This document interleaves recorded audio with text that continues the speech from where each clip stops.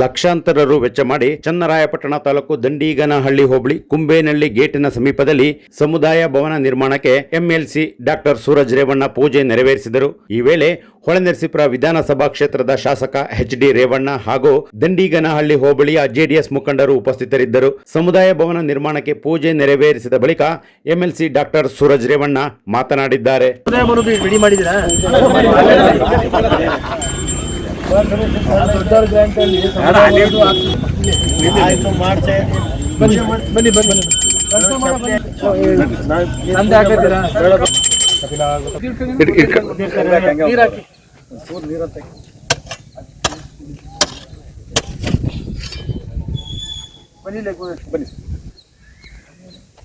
ಈ ಸುತ್ತಮುತ್ತ ಎಲ್ಲ ಹಳ್ಳಿಗಳಿಗೂ ಕೂಡ ಅನುಕೂಲ ಆಗೋ ರೀತಿಯಲ್ಲಿ ಮಾನ್ಯ ರೇವಣ್ಣ ಸಾಹೇಬರ ಒಂದು ಅಧ್ಯಕ್ಷತೆಯಲ್ಲಿ ಅವರೇನು ಶಾಸಕರಾಗಿ 5ನೇ ಬಾರಿ ಆಯ್ಕೆಯಾಗಿದ್ದಾರೆ.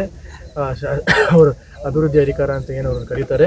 ಇವತ್ತು ಈ ಕುಂಬೇನಹಳ್ಳಿ ಗೇಟ್ನಲ್ಲಿ 5 ಕೋಟಿ ರೂಪಾಯಿ ವೆಚ್ಚದ ಒಂದು ಸಬ್ಸ್ಟೇಷನ್ನ ಇಲ್ಲಿ ಎಲ್ಲ ನಮ್ಮ ರೈತರಿಗೂ ಕೂಡ ಒಂದು ವಿದ್ಯುತ್ ಸದ್ಬಳಕೆ ಆಗಲಿ ಅನ್ನೋ ರೀತಿಯಲ್ಲಿ ದೃಷ್ಟಿಯಿಂದ ಬಂದು ಹಾಗೂ 37 ಲಕ್ಷ ರೂಪಾಯಿ ಇವತ್ತು ವೆಚ್ಚದ ದನದ ಆಸ್ಪತ್ರೆ ಹಾಗೂ ಈಗ ಸುಮಾರು 15ರಿಂದ 20 ಲಕ್ಷ ರೂಪಾಯಿ ಒಂದು ಖರ್ಚು ಮಾಡಿ ಒಂದು ದೊಡ್ಡ ಮಟ್ಟದಲ್ಲಿ ಸಮುದಾಯ ಭವನ ಈ ಒಂದು 7-8 ಹಳ್ಳಿಗಳಿಗೆ ಎಲ್ಲ ಬಡವರಿಗೆಲ್ಲ ಮದುವೆ ಮಾಡೋಂಥ ರೀತಿ ಅನುಕೂಲ ಆಗಲಿ ರೀತಿಯಲ್ಲಿ ರೇವಣ್ಣ ಸಾಹೇಬರು ಇಷ್ಟು ಕಾಮಗಾರಿಗಳಿಗೂ ಚಾಲನೆ ಕೊಟ್ಟಿದ್ದಾರೆ.